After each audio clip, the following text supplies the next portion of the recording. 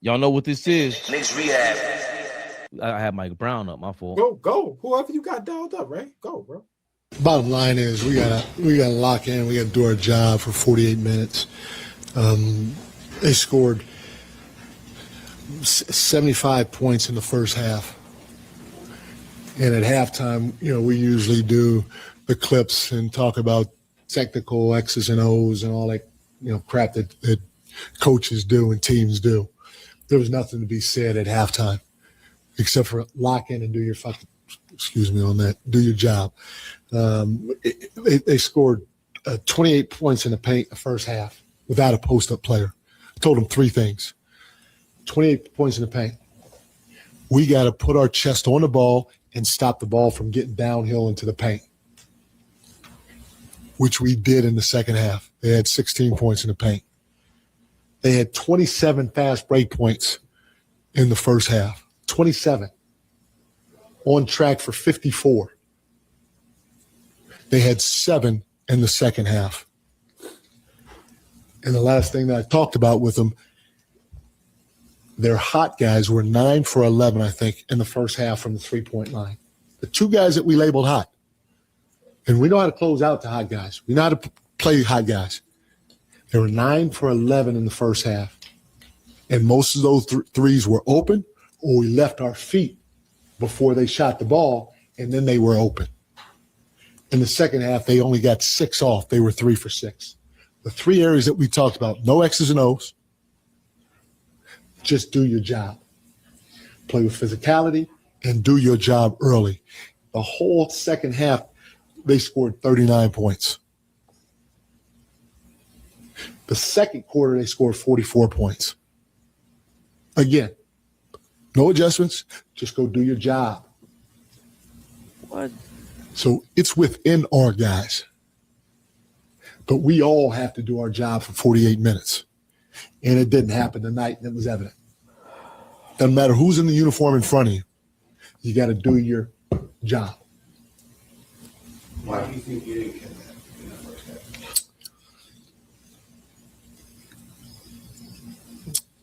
Not sure.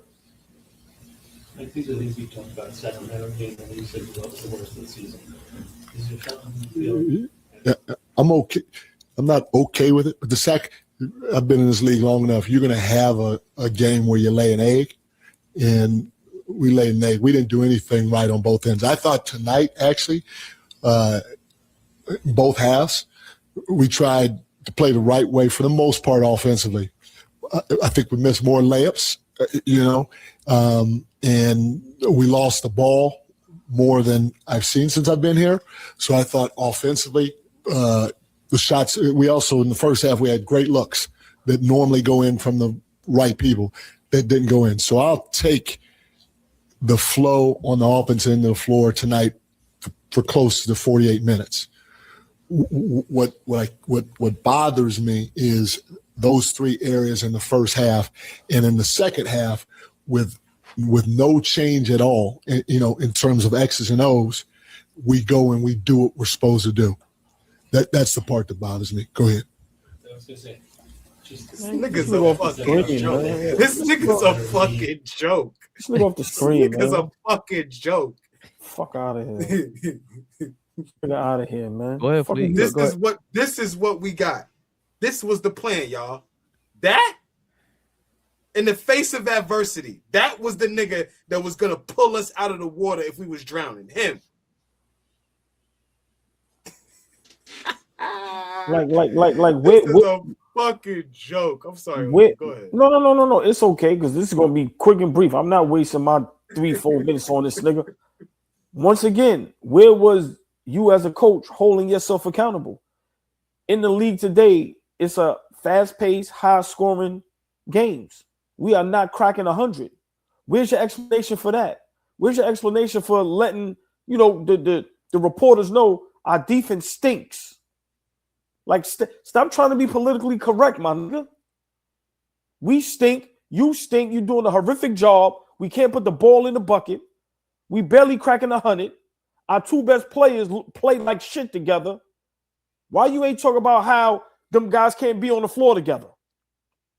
Why you don't talk about how you got to figure out away for Brunson and KAT to have better chemistry. I got to figure out a way to get KAT the ball. Like, where's that at? Where's holding the defense accountable? This shit been going on since forever. Like you said, lost how many games out? Come on, man. Nah, man, get this guy out of here. I'm over him. I'm over him, bro. Over him. Sorry. Y'all both hit it on the nose. There's no way I'm listening to this guy. If I'm in a locker room and I'm mad about losing the game and he starts talking, yo, at some point, I'll wild out. I'd wild out. Yo, shut the fuck up, bro. And I'll get up, walk off. Somebody said it in the comments. That's what happened in Sacramento. That's what happened in Sacramento.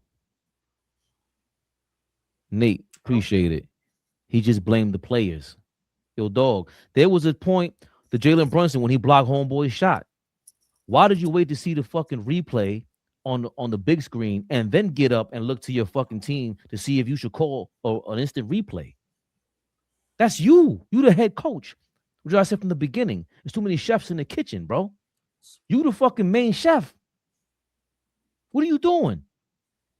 Matt Barnes was correct. We were all in shambles when they said they hired this guy.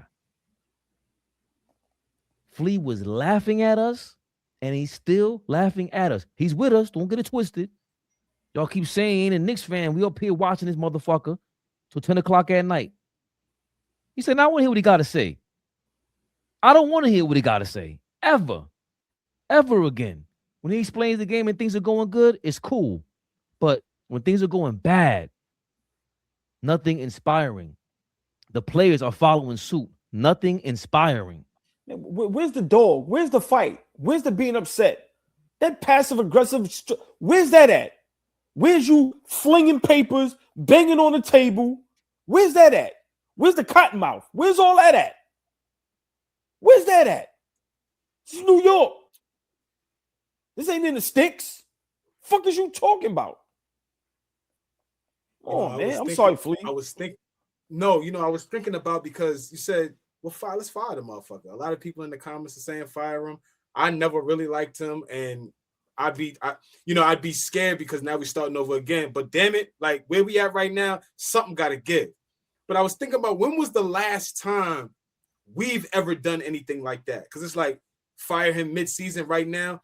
And I seen somebody in the comments, smooth, cool, breezy, 1989. I don't know if you could find the comment, Fabian, but whoever that was said, if y'all remember back in like the 95, 96 season or 94, whatever the season was where we hired Don Nelson after Pat Riley left.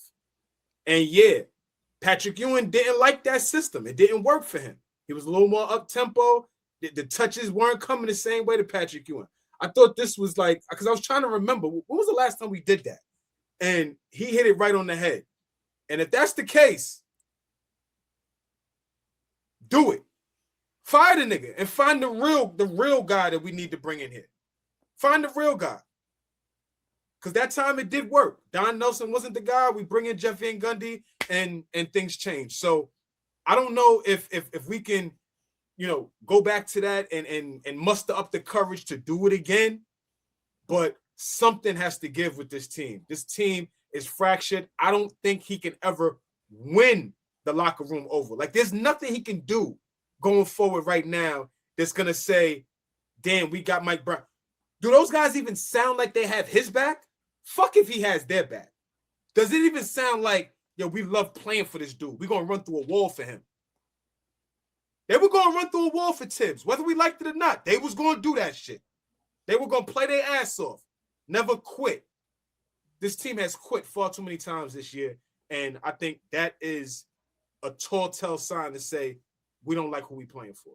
Y'all know what this was. Knicks Rehab. Knicks Rehab, y'all.